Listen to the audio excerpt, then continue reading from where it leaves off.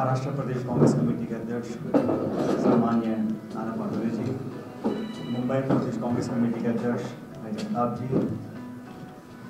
सापरा साहब, निशांत जी, वसीम जी, साथियों, आप सबका बहुत बहुत शुक्रिया।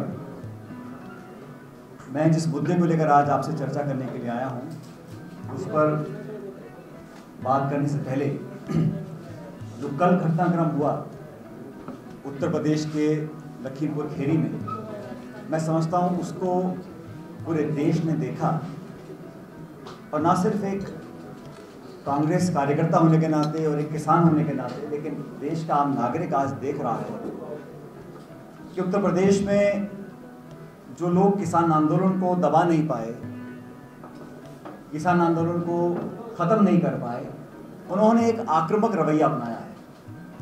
मैं मांग करता हूं केंद्र की सरकार से और प्रदेश सरकार से कि इतने सारे लोगों की जान गई, वो निर्दोष किसान जो प्रदर्शन कर रहे थे, उनके ऊपर जो आक्रमण हुआ उसकी एक जुडिशियल जांच हो, और जिस प्रकार 25 सितंबर को स्थानीय मंत्री के माध्यम से किसानों को उकसाने का जो काम हुआ, उसके बाद लगातार आग फैलती गई।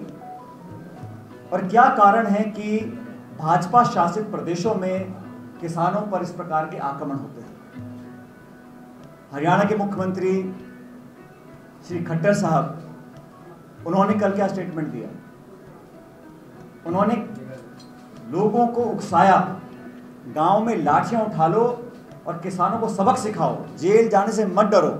अगर सत्ता में बैठे लोग, संवैधानिक पदों पर बैठे लोग लोगों को उकसाने का काम करेंगे, हथियार उठाने का काम करेंगे, लड़ने का, हिंसा करने का अगर अनुरोध करेंगे, तो देश की जो स्वस्थ परंपराएं हैं हमारी लोकतंत्र की, उनकी जड़ें कमजोर हो जाएंगी। उत्तर प्रदेश में जो भयानक हादसा सामने आया, उसको देखने के बाद सबका दिल दहल गया था, और अखिल भारतीय कांग्रेस कमेटी की महासचिव, उत्तर प्रदेश की प्रभारी श्रीमती प्रियंका गांधी जी जब वहाँ जाना चाहती थी, जिन लोगों के नौजवान बच्चों को मारा गया, उन लोगों के आंसू पोंछने जाना चाहती थी, तो पूरी रात पुलिस का प्रशासन, उत्तर प्रदेश की सरकार ने दुर्व्यवहार किया सो किया।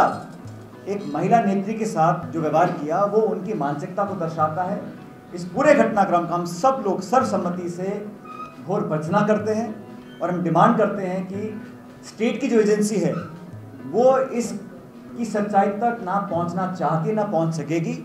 इसलिए इसकी जुडिशियल इंक्वायरी हो, और जिन लोगों के ऊपर आक्रमण किया था, जो लोग दोषी हैं, जांच करने के बाद संविधान के दायरे में, कानून के दायरे में सख्त से सख्त सजा उनको दी जाए। साल भर से किसान आंदोलित है। इस देश में धरती का पेट फाड़कर जो अनाज पैदा करता है, इस 130 करोड़ के मुल्क का जो पेट पालता है, उस किसान के साथ जो व्यवहार हो रहा है, उसको सब देख रहे हैं। कानून वापस लेना तो एक बात, लेकिन हिंसा को बढ़ावा देकर जिस प्रकार से लोगों की जानें गई हैं लखीमपुर में, मैं समझता हूं उससे केंद्र सरकार को सबक लेना चाहिए, और बजाय इसके कि अपनों को, भाजपा के नेताओं को, मंत्रियों को बचाने के बजाय एक स्वतंत्र जांच हो, और जिन लोगों ने इस भयानक हादसे को अंजाम दिया है, उसकी तह तक जाकर कठोर कदम उठाने चाहिए। और पुलिस ने प्रियंका जी का जो बर्ताव किया, हम सब ने देखा। ये मैन हैंडलिंग किसी एक नेता के साथ करना, मैं समझता हूं डर गई है भाजपा की सरकार उत्तर प्रदेश की और केंद्र की सरकार। साथियों, किसान आंदोलन पूरे देश में चल रहा है, और अखिल भारतीय कांग्रेस कमेटी ने, हम सब ने ये प्रण लिया है कि हम अपने अन्नदाताओं के मान सम्मान के लिए, भविष्य की पीढ़ियों के जीवन पोषण को बचाने के लिए हर संभव मदद करेंगे। हमने कभी भी राजनीति नहीं करी, किसान आंदोलन को समर्थन किया, हर मूवमेंट उनके साथ खड़े रहे। और आज जब उत्तर प्रदेश में मनमानी कर रही है, the UP police and the UP government is in the habit of operating beyond the law of the land। आज की बात नहीं है, पिछले 4.5 साल में लगातार UP government they have shown that they want to act beyond the law of the land। और जिस प्रकार से लोगों को धमकाया गया, लोगों को डराया गया, वो अब बहुत पीछे रह गया। कल के बाद ये बात बिल्कुल स्पष्ट हो चुकी है कि भाजपा की सरकार और भाजपा पार्टी नहीं चाहती कि किसान फले फूले आगे बढ़े, इसलिए कांग्रेस पार्टी उसकी भर्त्सना करती है, उसको कंडेम करती है और हम उम्मीद करते हैं कि न्यायिक जांच हो, दोषियों को सजा मिले, मुआवजा दिया जाए, सरकार माफ़ी मांगे और भविष्य में इस प्रकार के हिंसा को कोई अंजाम ना दे सके। इस प्रकार का कदम भाजपा की सरकार उत्तर प्रदेश और केंद्र सरकार को उठाना चाहिए। हम सब जानते हैं पिछले कुछ दिनों में एक बहुत बड़ा हादसा हुआ और 21,000 करोड़ रुपए के ड्रग्स बरामद हुए मुंद्रा पोर्ट गुजरात के अंदर। किस तरह उस पूरे खबर को दबाया गया, मैं समझता हूं, हम सब समझते हैं कि इतना बड़ा 3,000 किलो का ड्रग्स जब इस देश में आ रहा है और सूचनाएं मिली है कि कोई विशाखापट्टनम की कंपनी थी, उसने इंपोर्ट किया कंटेनर टैल्कम पाउडर के नाम से।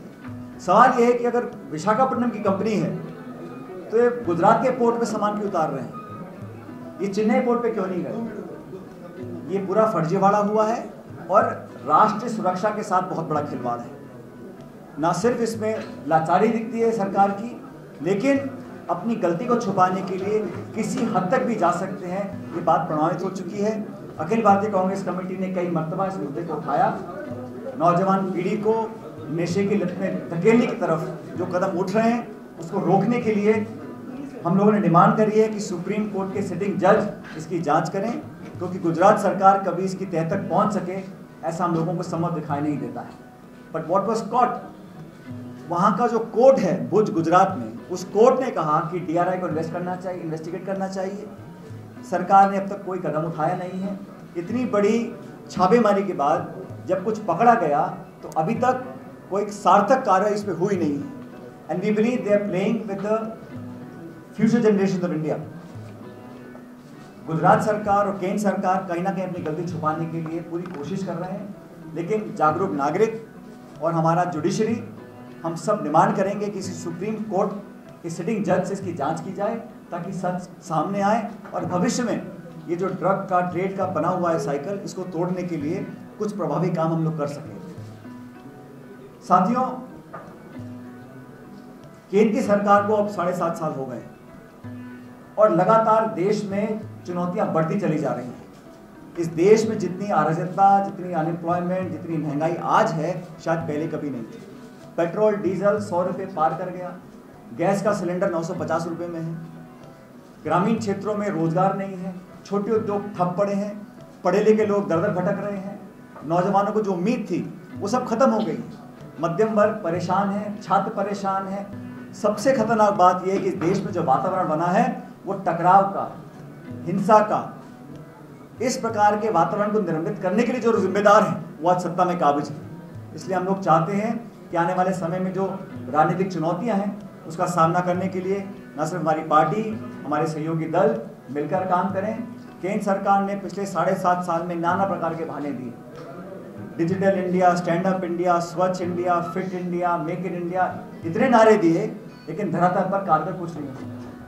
आज हम आइसोलेट हो रहे हैं अंतर्राष्ट्रीय स्तर पर, हमारे पड़ोसी से झगड़े बढ़ रहे हैं, अंतर्राष्ट्रीय प्लेटफॉर्म पे हमारी छवि गिरी है।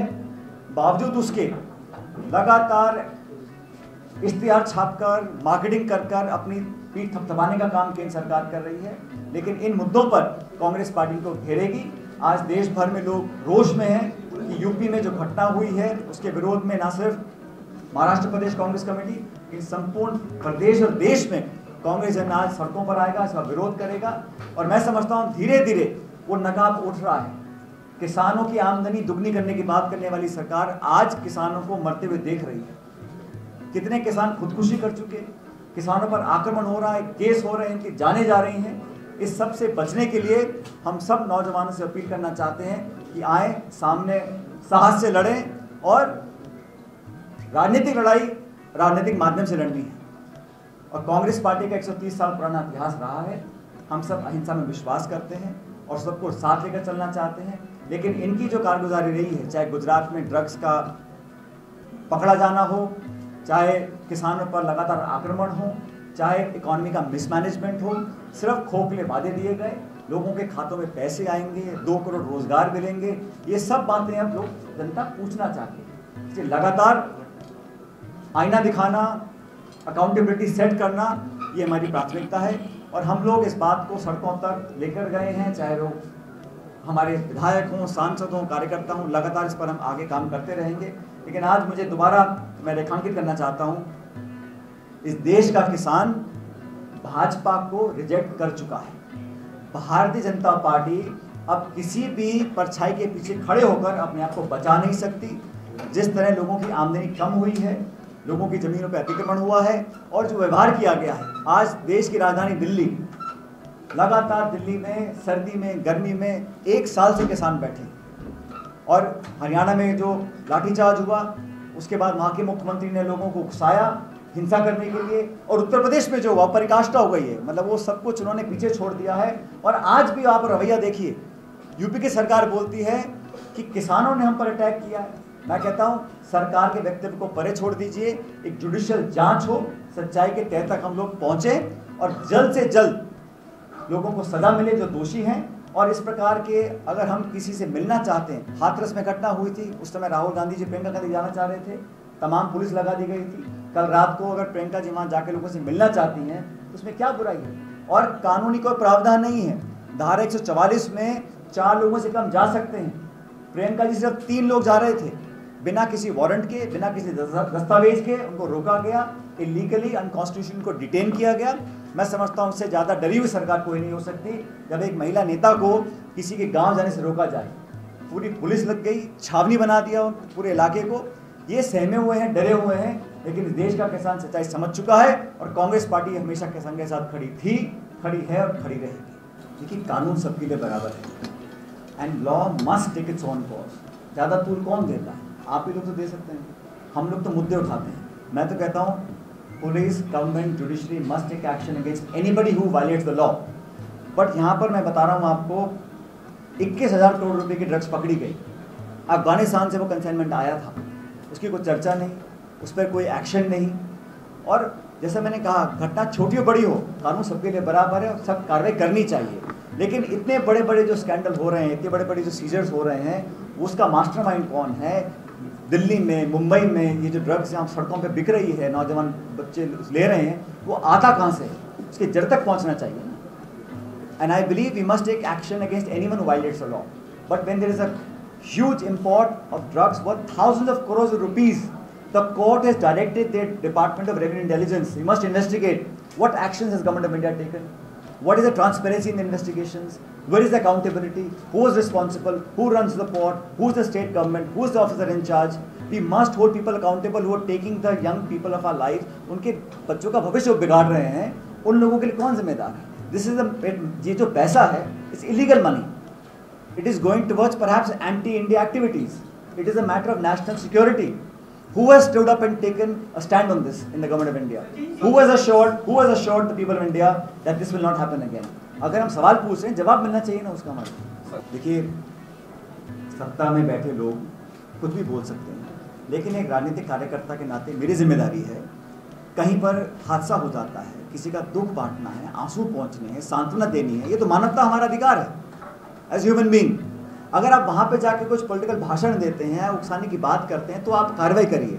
लेकिन आज छत्तीसगढ़ के मुख्यमंत्री को हवाई पट्टी पे लैंड करने की परमिशन नहीं दी है, पहली बार हम देख रहे हैं।